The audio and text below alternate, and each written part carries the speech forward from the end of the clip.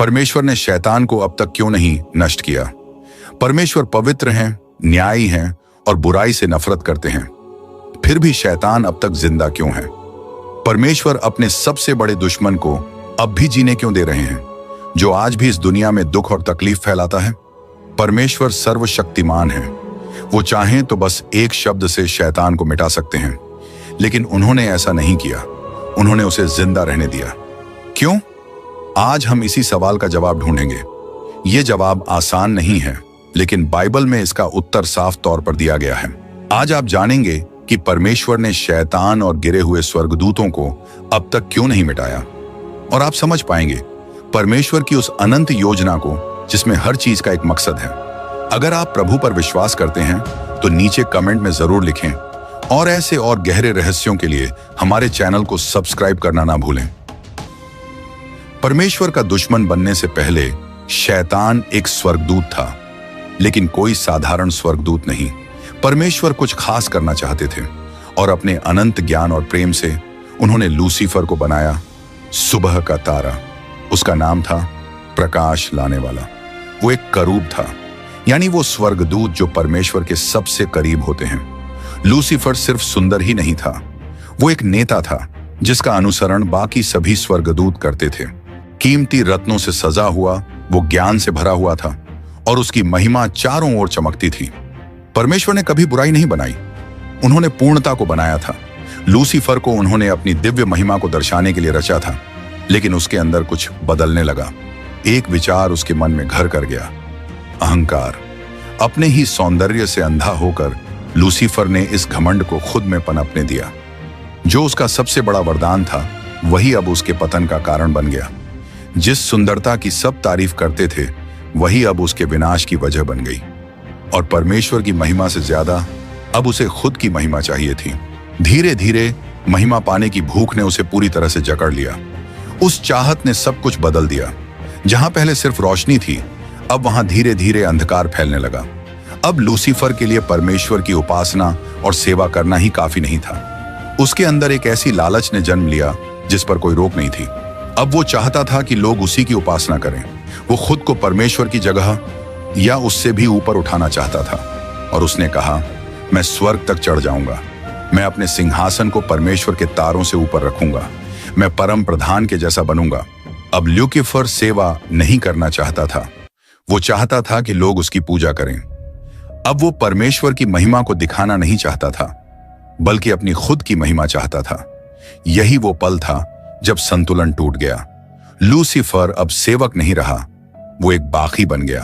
और वो अकेला नहीं था, उसने स्वर्ग के 1/3 स्वर्गदूतों को भी अपने साथ मिला लिया। जो प्राणी उपासना के लिए बनाए गए थे, अब वही अपने सृष्टिकर्ता के खिलाफ खड़े हो गए, और वहीं से शुरू हुआ विद्रोह। ये कोई बस दिखावे की लड़ाई नहीं थी, ये सच्ची थी, आध्यात्मिक थी और आखिरी भी। लेकिन ध्यान रखना, ये लड़ाई दो बराबरी वालों के बीच नहीं थी। एक बहुत बड़ी गलतफहमी लोगों में फैली हुई है, जिसे बिना सोचे समझे सब मान लेते हैं, जैसे अच्छाई और बुराई के बीच कोई कभी ना खत्म होने वाली जंग चल रही हो, जैसे परमेश्वर और शैतान आमने सामने खड़े हों एक ही जगह पर, जैसे रोशनी और अंधकार की सीधी टक्कर हो, जैसे स्वर्ग और नरक एक दूसरे से टकरा रहे हों। लेकिन मैं आपको एक बात बताना चाहता हूं जो बाइबल में बिल्कुल साफ लिखी है। परमेश्वर का कोई मुकाबला नहीं है, ना पृथ्वी पर ना स्वर्ग में। कोई भी ऐसा नहीं जो अपने सृजनहार के बराबर हो सके। परमेश्वर ये लड़ाई जीतने के लिए नहीं लड़ रहे, उन्होंने पहले ही जीत हासिल कर ली है। अच्छाई और बुराई के बीच जो झूठा संतुलन दिखाया जाता है, वो बाइबल की सच्चाई नहीं है। ये सोच इंसानी दर्शन, फिल्मों और कहानियों से आई है, ना कि परमेश्वर के राज्य से। शैतान कोई ऐसा अंधकार नहीं है जो ब्रह्मांड के किसी संतुलन को पूरा करता हो। उसमें ना तो परमेश्वर जितनी ताकत है, ना उतना अधिकार, और ना ही वैसी महिमा। वो एक बनाया गया प्राणी है, और कोई भी सृष्टि अपने सृजनहार के बराबर नहीं हो सकती। जब लूसीफर ने विद्रोह किया, तो वो परमेश्वर का कोई योग्य दुश्मन नहीं बना, बल्कि उसी पल से जब उसने रोशनी से मुंह मोड़ा, वो एक हारा हुआ दुश्मन बन चुका था।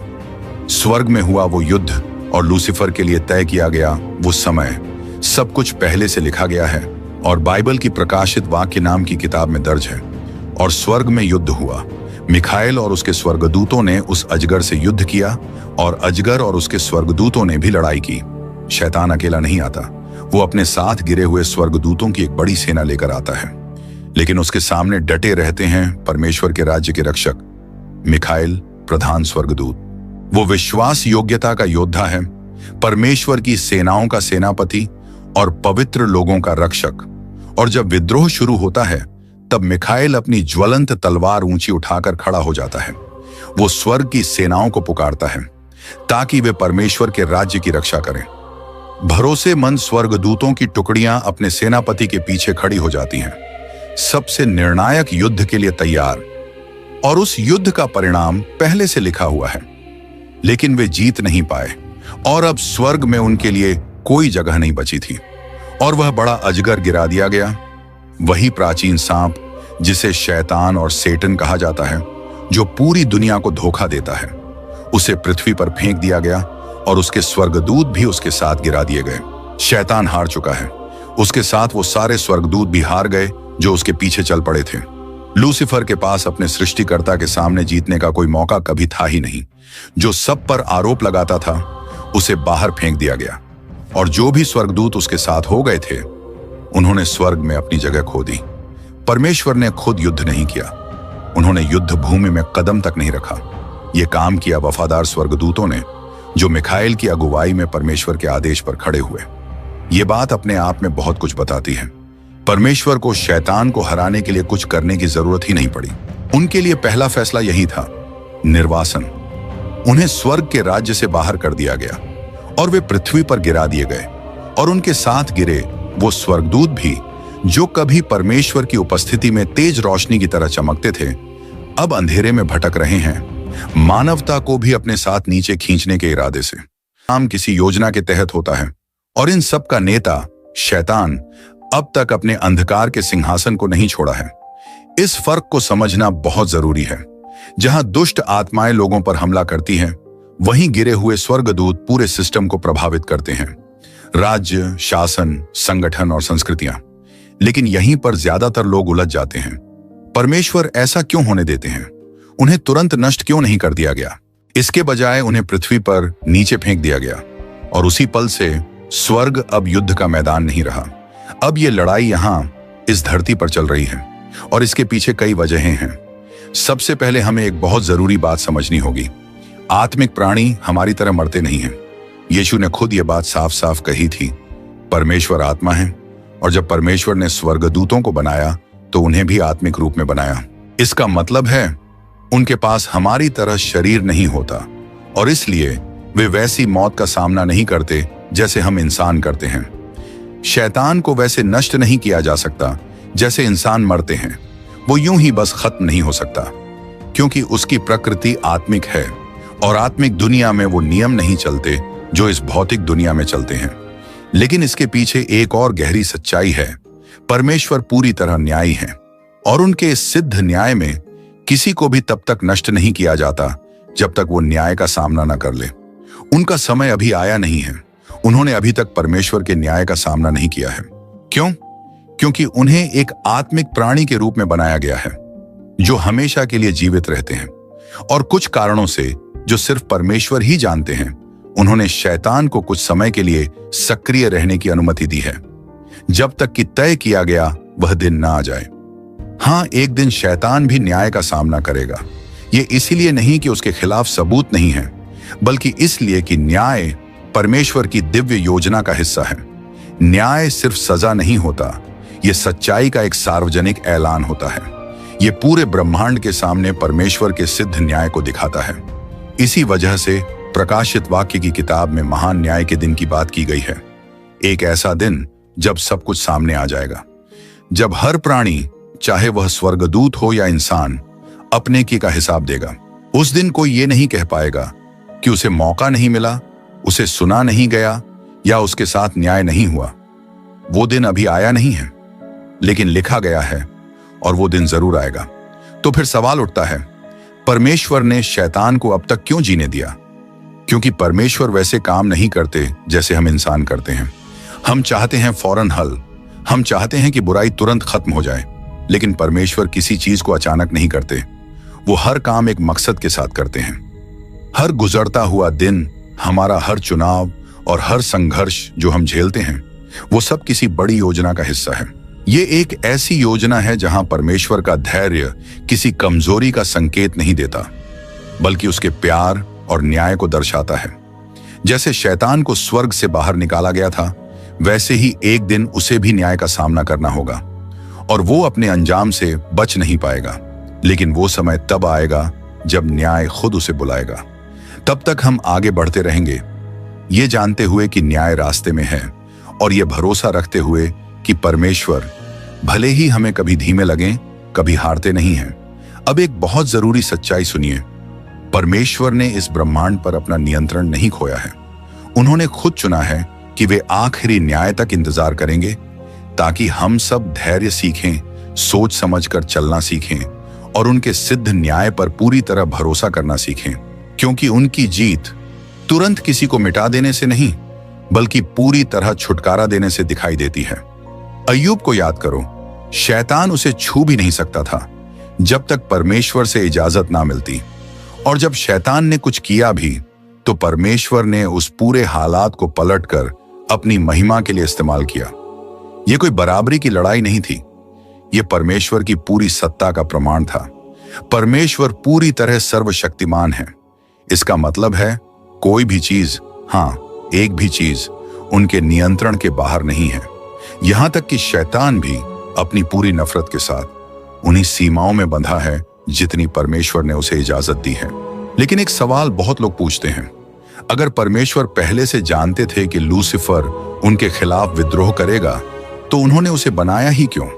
इसका जवाब एक खूबसूरत सच्चाई में छुपा है। परमेश्वर के लिए जबरदस्ती की आज्ञाकारिता से बढ़कर कुछ और है, कुछ ऐसा जो उन्होंने हर एक प्राणी में रखा है, यहां तक कि उनमें भी जो उनसे बहुत दूर चले गए। चुनाव की आजादी, स्वतंत्र इच्छा, और यह स्वतंत्र इच्छा पाप करने का बहाना नहीं है, यह परमेश्वर के प्यार की पहचान है। परमेश्वर ने हमें मशीन की तरह नहीं बनाया।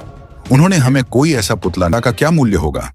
और अगर आपके पास परमेश्वर से प्यार न करने का कोई विकल्प ही नहीं है, तो फिर उस प्यार का क्या मतलब बचेगा? परमेश्वर ऐसे अनुयायी नहीं चाहते जो मजबूरी में उनकी आज्ञा माने। वो ऐसे बच्चों की चाह रखते हैं जो उनसे खुद के फैसले से खुले दिल से प्यार करें। इसीलिए परमेश्वर ने हमें आजादी दी है, भले ही कभी कभी वो आजादी दुख भी देती है। यहां तक कि जब शैतान ने विद्रोह किया, तब भी परमेश्वर ने पूरी सृष्टि को दी गई उस मर्जी की आजादी को वापस नहीं लिया। अगर वो ऐसा करते तो वो अपने ही स्वभाव को झुठला देते, क्योंकि हमारा परमेश्वर वो है जो खुलकर प्यार करता है और बिना जबरदस्ती बुलाता है। इसीलिए अब तक न्याय नहीं आया। आखिरी पल तक परमेश्वर हर एक को फैसला करने का समय दे रहे हैं। वो इंतजार करते हैं, क्योंकि सच्चा प्यार हमेशा इंतजार करता है। सच्चा प्यार वहीं खिलता है जहां ना कहने की आजादी भी हो। एक पल सोचिए, परमेश्वर ने अपने बनाए हुए हर जीव को मर्जी की आजादी दी, और अगर कोई उस आजादी का इस्तेमाल करके उनसे मुंह मोड़ ले, तो परमेश्वर उसे तुरंत नष्ट कर दें। क्या यह सही होता? क्या यह परमेश्वर के स्वभाव के जैसा होता? अब हम इस विषय के सबसे नाजुक सवालों में से एक पर पहुंचते हैं। क्या परमेश्वर वो चीज छीन सकते हैं जो उन्होंने खुद दी थी, यानी चुनाव की आजादी? मर्जी की आजादी कोई छोटी बात नहीं है। ये तो परमेश्वर की योजना के केंद्र में है। अगर परमेश्वर ने शैतान को उसके फैसले के तुरंत बाद ही नष्ट कर दिया होता, तो असल में उन्होंने खुद दी हुई आजादी को ही खत्म कर दिया होता। यह ऐसा होता जैसे कहना, तुम आजाद हो, लेकिन अगर तुमने मेरी बात ना मानी तो तुम तुरंत मर जाओगे। यह सच्ची आजादी नहीं होती, ये तो जबरदस्ती होती, बस चुनाव के नाम पर ढकी हुई मजबूरी। यहीं पर बहुत से लोग उलझ जाते हैं। वे उम्मीद करते हैं कि परमेश्वर किसी इंसानी जज की तरह काम करें, तेज सजा, फौरन न्याय और समस्या खत्म। लेकिन परमेश्वर हमारे जैसे नहीं सोचते। उनका न्याय बिना सोच समझ के नहीं होता। उनकी पवित्रता कभी घबराकर जवाब नहीं देती। परमेश्वर कभी बिना वजह सजा नहीं देते। वो जब भी न्याय करते हैं, एक मकसद के साथ करते हैं। इसीलिए उन्होंने शैतान को या उन स्वर्गदूतों को जो विद्रोही हो गए थे, तुरंत नष्ट नहीं किया। अगर वो ऐसा कर देते तो मर्जी की आजादी जैसी चीज का कोई मतलब ही नहीं रह जाता। सोचिए, आजादी देने का क्या फायदा अगर हर गलत चुनाव का अंजाम हो सीधा विनाश। परमेश्वर उन चुनावों का भी सम्मान करते हैं जो उन्हें ठेस पहुंचाते हैं। इसका मतलब यह नहीं कि वो उन चीजों को सही मानते हैं, बल्कि इसका मतलब यह है कि वो अपनी बनाई हुई योजना के प्रति ईमानदार रहते हैं। ये बात मानना शायद सबसे कठिन है। परमेश्वर जो आजादी देते हैं वो कभी कभी गड़बड़ी भी ला सकती है, फिर भी वो आजादी देना बंद नहीं करते, क्योंकि उनका प्यार आपको कंट्रोल करने के लिए नहीं है, वो आपको बदलने के लिए है। और असली बदलाव तभी आता है जब आप परमेश्वर को डर से नहीं बल्कि अपने दिल के यकीन से चुनते हैं।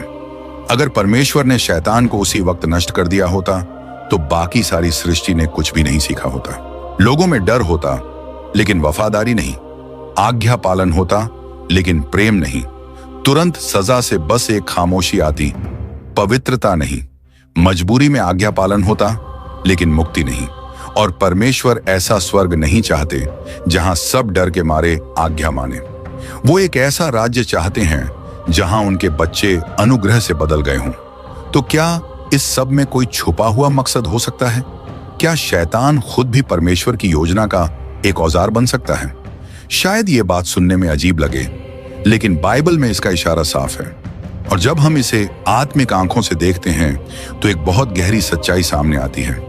क्या ये हो सकता है कि शैतान अपने विद्रोह के बावजूद फिर भी किसी न किसी तरह परमेश्वर की बड़ी योजना में एक हिस्सा निभा रहा हो?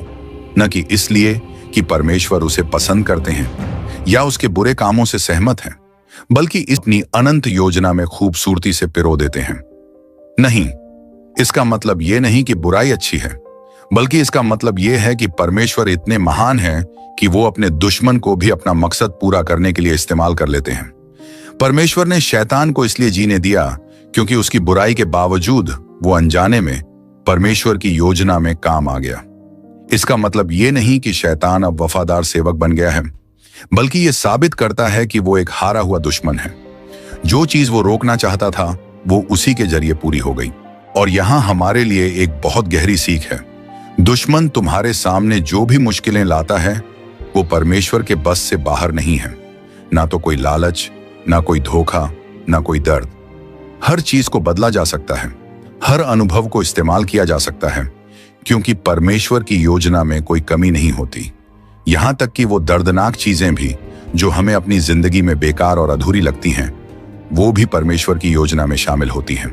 हमारे सबसे गहरे घावों में, उन पलों में जब आपने सोचा परमेश्वर अब कहां हैं, वो वहीं थे। आपके दर्द को भी इस्तेमाल कर रहे थे एक बहुत बड़ी कहानी का हिस्सा बनाने के लिए। एक ऐसी कहानी जो अभी आप पूरी तरह नहीं देख सकते। क्या ऐसा कभी आपके साथ हुआ है?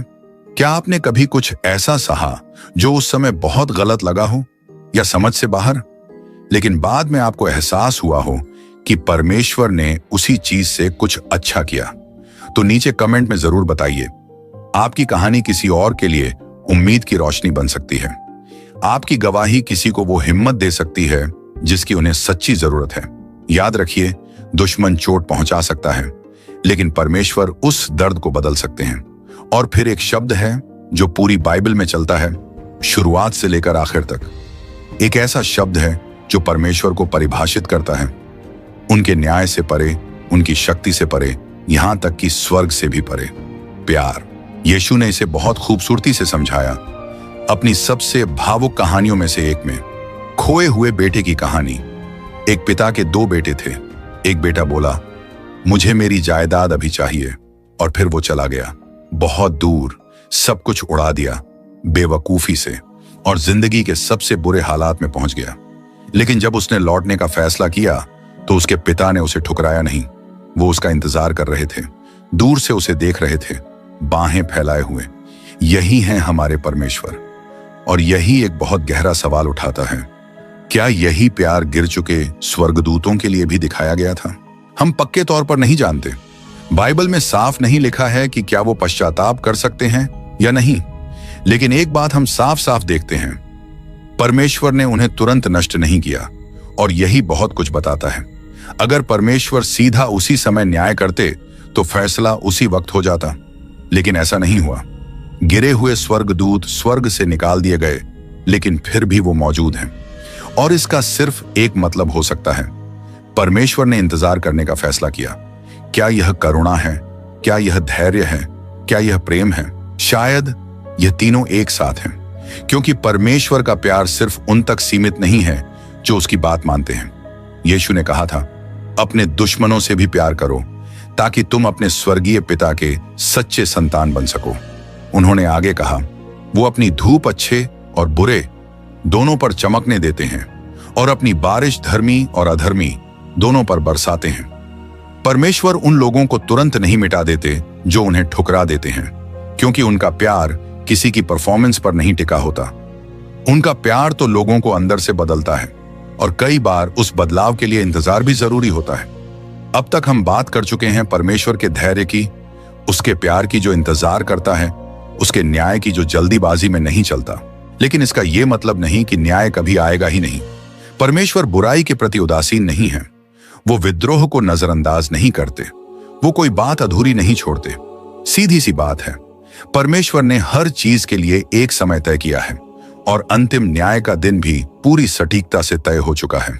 बाइबल में यह बात साफ लिखी है, परमेश्वर ने उन स्वर्गदूतों को भी नहीं छोड़ा जिन्होंने पाप किया, बल्कि उन्हें नरक में डाल दिया। अंधकार के गहरे गड्ढों में बांध दिया गया है, जहां उन्हें न्याय के दिन तक रखा गया है। उन्हें भुलाया नहीं गया है, उन्हें माफ नहीं किया गया है। वो सिर्फ सुरक्षित रखे गए हैं उस दिन के लिए। परमेश्वर कभी भी न्याय तब तक नहीं करते जब तक अदालत पूरी तरह से स्थापित न हो, और वो अनंत न्याय की अदालत अब तैयार है। उस अदालत के न्याय खुद मसीह हैं, और जब वो फैसला सुनाएंगे तो वो अंतिम होगा। प्रकाशित वाक्य अध्याय 20 में यूहन्ना हमें एक ऐसा दृश्य दिखाते हैं जो अंदर तक झकझोर देता है। महान श्वेत सिंहासन, किताबें खोली जाती हैं, हर आत्मा उसके सामने खड़ी होती है और हर एक को उसके कामों के अनुसार परखा जाता है। वो दिन कोई कल्पना नहीं है, वो एक वादा है और एक चेतावनी भी। शैतान, उसके स्वर्गदूत और वो सब जिन्होंने उजाले के बजाय अंधकार को चुना, सबको न्याय का सामना करना पड़ेगा। लेकिन अब एक बात आती है जो पूरे नजरिए को बदल देती है। अंत सिर्फ सजा नहीं है, वो बहाली भी है। उनका सिंहासन कभी नहीं डगमगाता, उनका वादा कभी नहीं टूटता। और अगर आप मसीह में हैं तो आप भी उस जीत में पूरी तरह से शामिल हैं। सिर्फ देखने वाले की तरह नहीं, बल्कि एक वारिस की तरह, एक संतान की तरह, मसीह के उस शरीर का हिस्सा बनकर जो मजबूती से खड़ा है जब दुश्मन गिर रहा है। जो सवाल से शुरू हुआ था, परमेश्वर ने शैतान को अब तक क्यों नहीं मिटाया, वो हमें एक और भी बड़ी सच्चाई तक ले आया है। परमेश्वर ने शैतान को नहीं मिटाया क्योंकि उनके पास एक योजना थी, एक ऐसी योजना जो उनकी प्रेम को दिखाती है, उनके सब्र को, उनके न्याय को और उनके संपूर्ण अधिकार को। और वो योजना अभी पूरी नहीं हुई है। न्याय जरूर आएगा, पुनर्स्थापन पूरा होगा, परमेश्वर का राज्य हमेशा के लिए स्थापित किया जाएगा और हर आंसू पोंछ दिया जाएगा। अब कोई मौत नहीं होगी, अब कोई रोना नहीं होगा, अब कोई दर्द नहीं रहेगा, क्योंकि जो काम परमेश्वर ने शुरू किया वो उसे पूरा करेंगे और वो उसे जीत के साथ पूरा करेंगे। आमीन। अगर इस वीडियो ने आपको परमेश्वर की योजना को समझने में मदद की तो लाइक पर जरूर क्लिक करें ताकि यह और विश्वासियों तक पहुंच सके, और इसे उन लोगों के साथ जरूर शेयर करें जिन्हें आप प्यार करते हैं। परमेश्वर आपको और आपके परिवार को आशीष दें।